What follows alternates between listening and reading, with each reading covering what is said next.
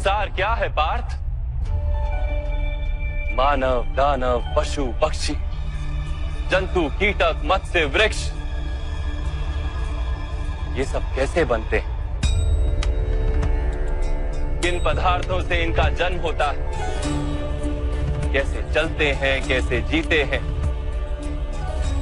मृत्यु कैसे होती है इनकी? और मृत्यु के पश्चात क्या होता है?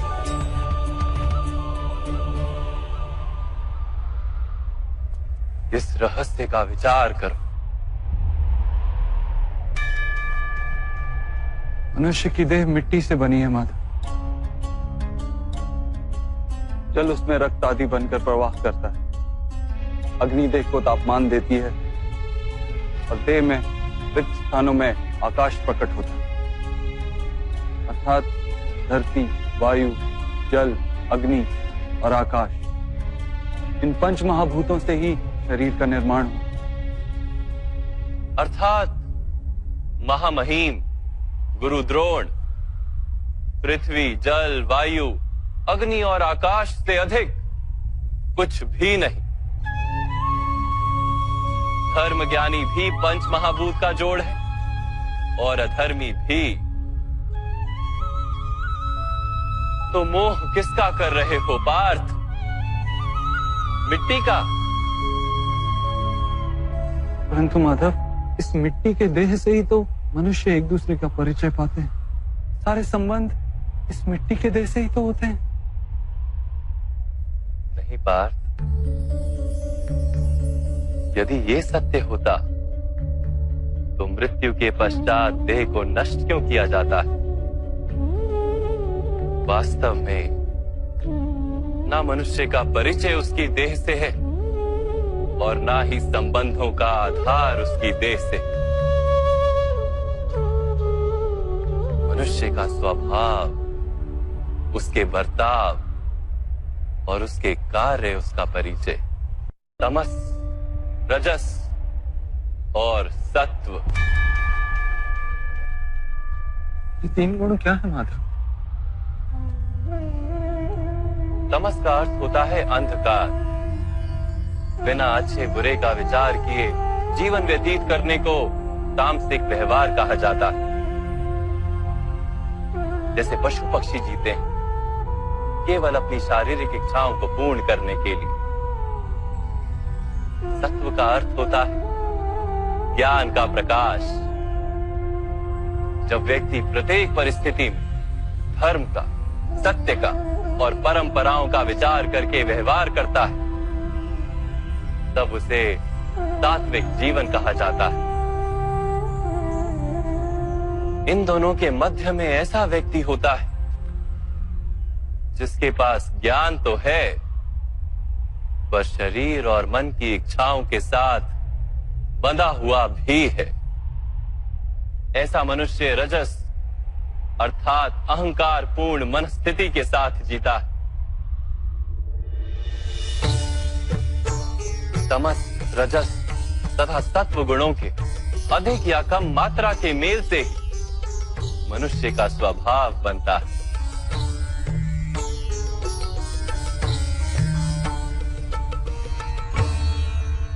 सामने देखो पार्थ, इन सब में तुम्हें कौन से गुण दिखाई देते हैं?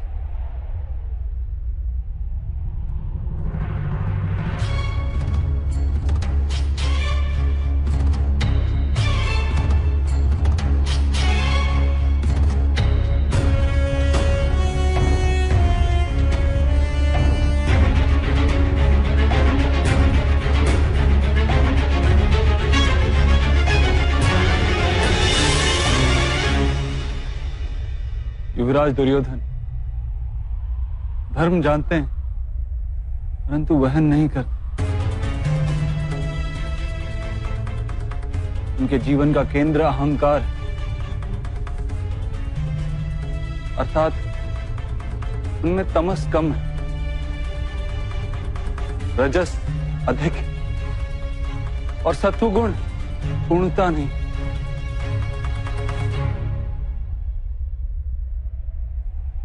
और इस ओर राजकुमार दुशासन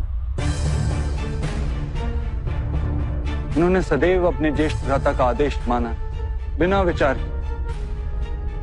अर्थात इनमें केवल तमस।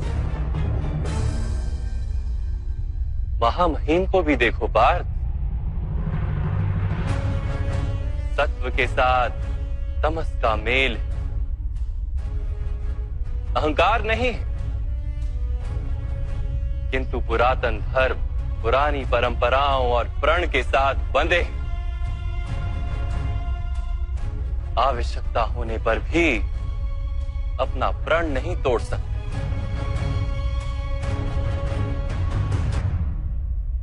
गुरु द्रोण को देखो, ज्ञान और अहंकार दोनों ही हैं। ज्ञान तो मनुष्य को मुक्ति दिलाता है, किंतु इनका अहंकार इन्हें मुक्त नहीं होने देता।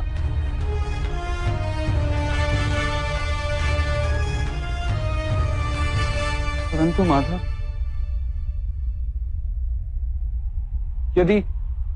यदि मनुष्य का स्वभाव इन तीन गुणों का मेल है,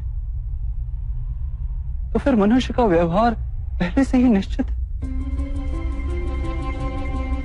सिंह हिरन को खाएगा ही, और हिरन सिंह से भयभीत ही होगा। तो फिर धर्म की प्रशंसा क्यों? अपराध का दंड क्यों? उसका क्या तात्पर्य है?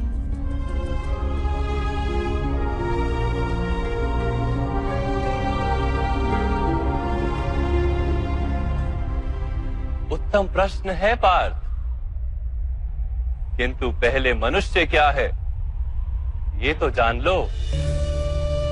मनुष्य केवल 5 महाभूत नहीं, 5 पदार्थ नहीं, 5 ज्ञानेंद्रियां, 5 कर्मेंद्रियां तथा 3 गुण, ऐसी 23 वस्तुओं का मेल भी नहीं। मनुष्य को चलने फिरने तथा कार्य करने हेतु शक्ति की आवश्यकता होती है, और उस शक्ति को चेतना कहते हैं। तो क्या माधव, मनुष्य इसकी चेतना है? नहीं पार्थ, मनुष्य की चेतना के साथ उन 23 वस्तुओं के मेल का नाम प्रकृति। 24 वस्तुओं से बने मनुष्य नामक यंत्र में वास करता है पुरुष, अर्थात परमात्मा का अंश।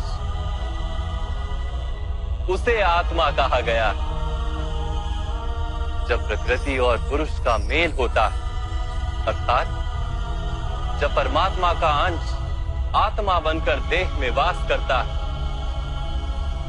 तब मनुष्य जीवित होता है।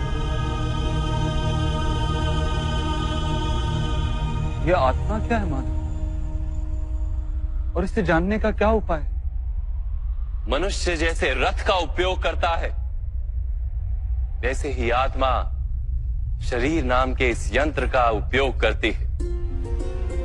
शरीर के माध्यम से शरीर के सुख दुख का उपभोग करती है, किंतु आत्मा शरीर नहीं पार्थ। शरीर का नाश किया जा सकता है, किंतु आत्मा का नाश नहीं किया जा सकता।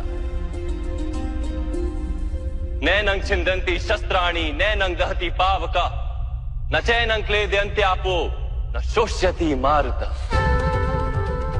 आत्मा ना शस्त्रों से छेदी जा सकती और ना ही अग्नि से जलाई जा सकती। न जल उसे निर्बल कर सकता है और ना ही पवन उसे सुखा सकती। आत्मा शरीर में रहते हुए भी अमर।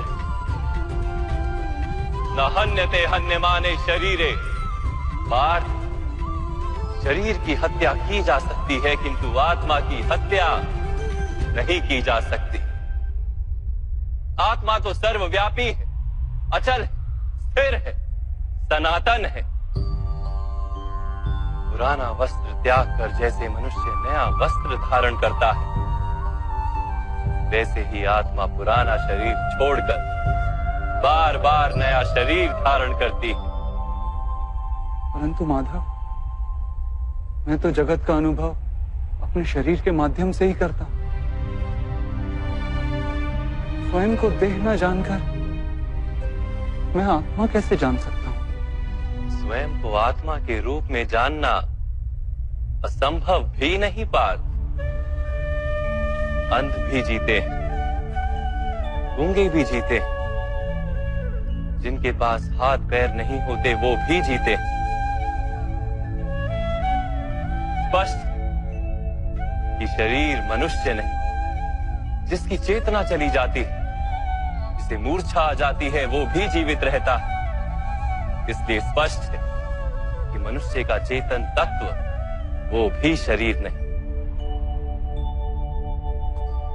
इसी प्रकार जो व्यक्ति अपने भीतर खोज करता है, मैं इंद्रियां नहीं, शरीर नहीं, भावनाएं नहीं, विचार नहीं, ज्ञान भी मैं नहीं, जो ये समझता जाता है वो अंत में स्वयं को आत्मा के रूप में जान ही लेता है।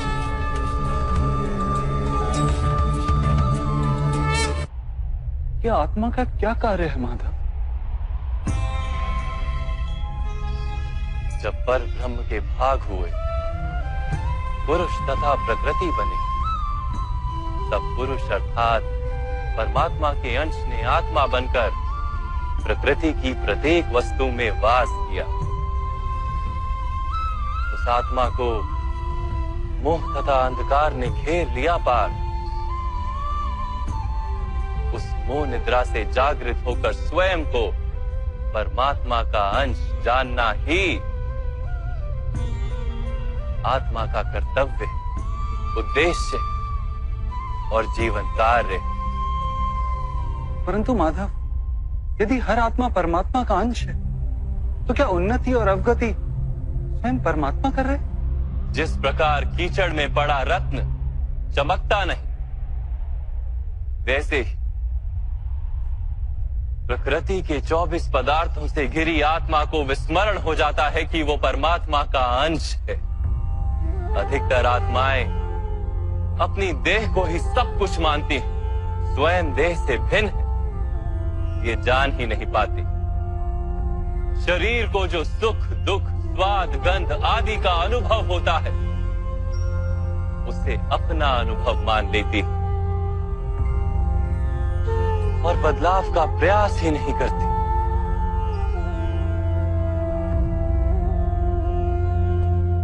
जो आत्माएं बदलाव का प्रयत्न नहीं करती, निरंतर अधर्म करती रहती, उन्हें जागृत करने के लिए दंड देना अनिवार्य है।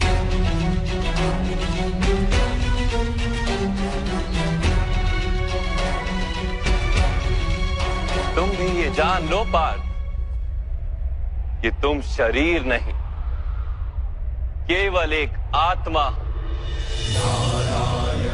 इस रणभूमि में दिखाई देने वाला प्रत्येक योद्धा वो नहीं जो तुम उन्हें मानते हो। कुछ समय के लिए इन सब ने शरीर में वास किया, इनके शरीर मरेंगे, किंतु ये सब अमर, वो पुनः नया शरीर धारण करेंगे।